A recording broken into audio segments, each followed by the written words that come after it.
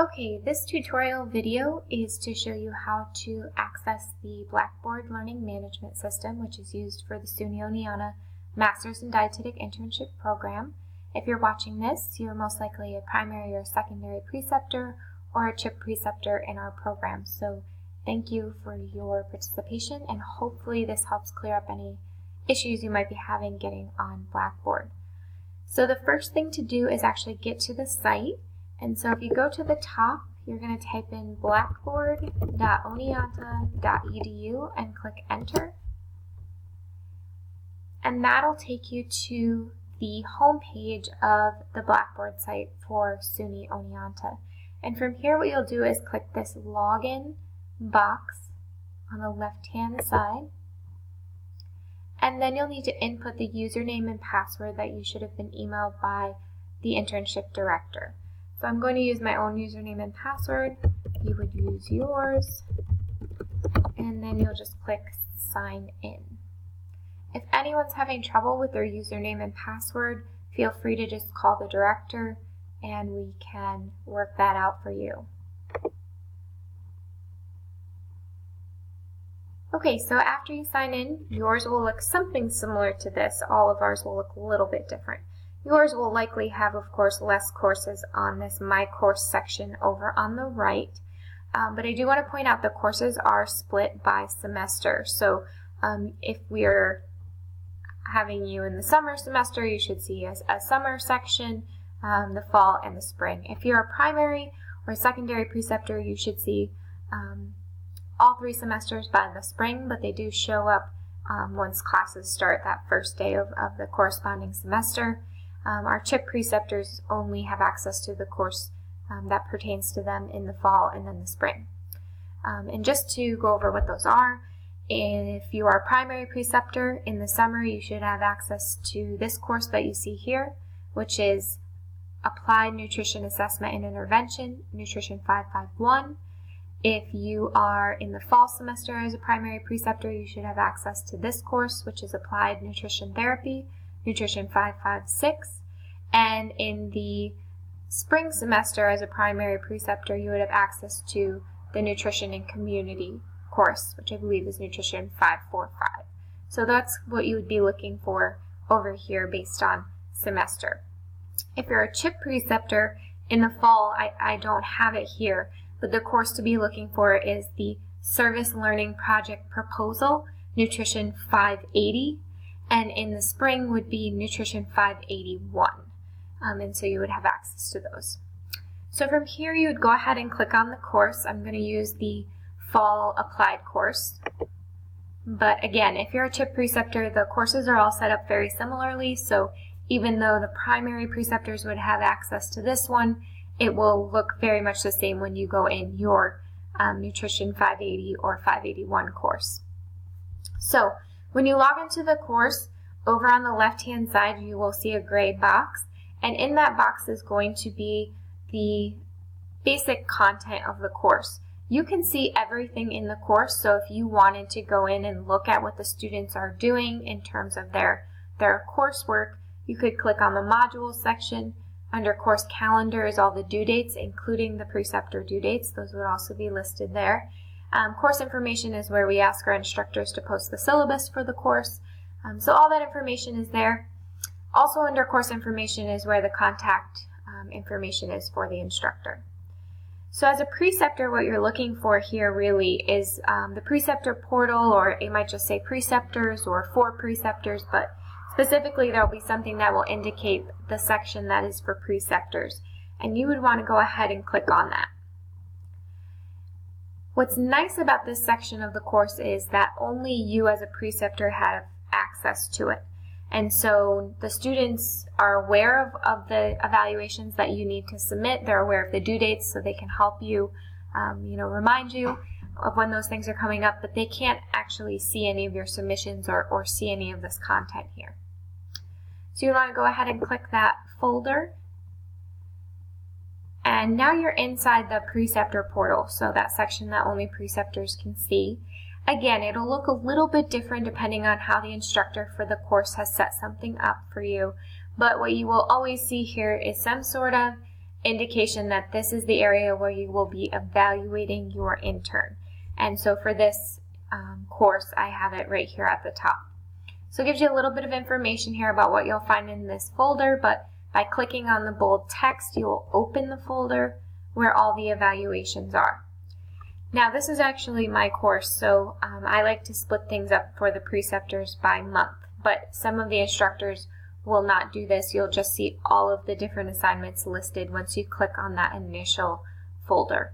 But to give you an example, if we go here in the October folder, here are the assessments that the primary preceptors will be submitting in the month of October. So we have this preceptor's evaluation of the intern's first competencies, and we also have the verification of the intern's first time record. What's really great is that we not only have the directions here, so you can read how to do this if you don't like listening to me. But what is also nice is that even though we give you the blank forms underneath each of the headings here for these assignments, the student is also going to be completing self-evaluations. So for these ASEN competencies, for example, they're going to be completing that same document, filling it out, sending it to you, and reviewing it with you so that you're both getting feedback from the other on how you feel you're doing. And this goes for any assignment, so it could go for, part of their CHIP project. If you're a CHIP preceptor, it could go for a presentation they might be doing as part of this course as a primary preceptor. They're probably, if you're evaluating them, they're probably evaluating themselves using the same tool. And so we definitely don't want you to recreate the wheel. If you agree with what the student has said about themselves and you agree with their evaluation, it is fine to go ahead and use the document that they've emailed to you and you've reviewed with them. Put your notes on it, your additional comments at the end. We really appreciate that. And then go ahead and upload it here. There's no reason you have to start with a blank form. That's especially true for any time record. And both primary and CHIP preceptors will be submitting time record verifications. So we give you a blank form here so you know what it looks like, what you're going to be expecting from the student, but you are certainly not required to ever keep track of the student's hours for them. They're going to be doing that. So they'll send you this form, and on the very bottom there's just a little checkbox, and you can highlight that or indicate in some way that you verify their time or that you don't, and you would upload it here. So I'm going to actually just do the top one here as an example for you. So all of our instructors are asked to put the due dates here, so you should see that when you log in. But for this particular assignment, what you would want to do is click on the document, and it will go ahead and download on your computer, and you can open that. Most of our files are in Word documents, so if you have Word on your computer, you shouldn't have any issues opening them, but if you do, just let us know. So this is what you would kind of see in terms of the document. Again, you might get this already from the student and just be adding additional comments, but this is what that would look like, and again, it would be filled in by you and the student. So what you would want to do from here is go ahead and save this to your computer. So I'm just going to move the screen up a little bit so you can see me save this. So you go to File, on your computer, Save. You want to enable saving. And then you can just save it. Maybe you have a folder set up for all of your interns' information. Oh, it's going to make me do it again. Save as.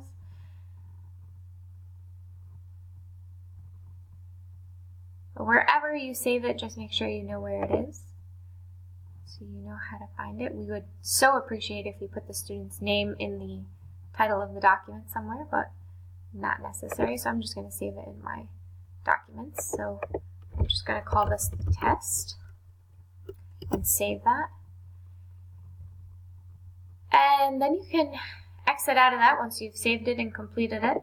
And now I'll just show you how you would upload this. So to get to the actual Dropbox, all you have to do on the same page here where you just downloaded the document is click on the bolded text of the actual assignment there.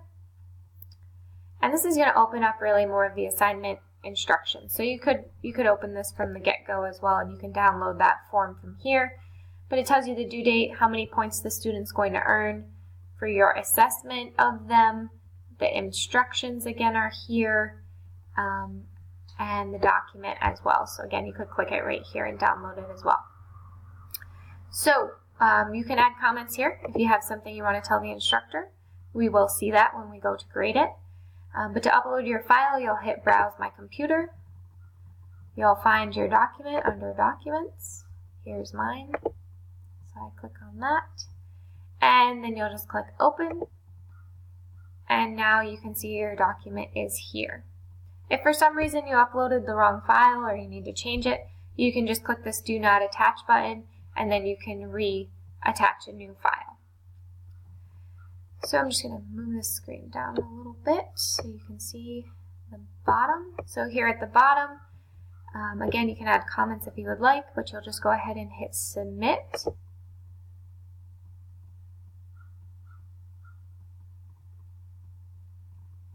And then it would go through. Unfortunately, because I'm the instructor, it doesn't give me the option to submit an assignment in my own class. But it would show you a screen that says your submission is saved and has been uploaded. If you get any sort of feedback, such as it hasn't been saved, you can definitely let the instructor know. Of course, if I don't receive your assignment or your assessment, excuse me, I will reach out to the student and just ask them to let me know where you guys are both at in terms of that. So again, this is what it looks like here. This is inside the Dropbox. They'll all look pretty much the same throughout, whether you're a primary preceptor or a chip preceptor. So that pretty much goes over how to log into Blackboard, how to get into the course, how to get into the section where you will evaluate your intern, and then also how to actually upload those evaluations. So if you have any questions about any of this, you can always email us here at SUNY Oneonta or give the internship director a call as well, and hopefully you have that contact information already. If not, our mainline number is 607-436-2808. Thank you so much for being preceptors in our program. We are so grateful to you, and we hope you enjoy your time with your intern this year. Thank you.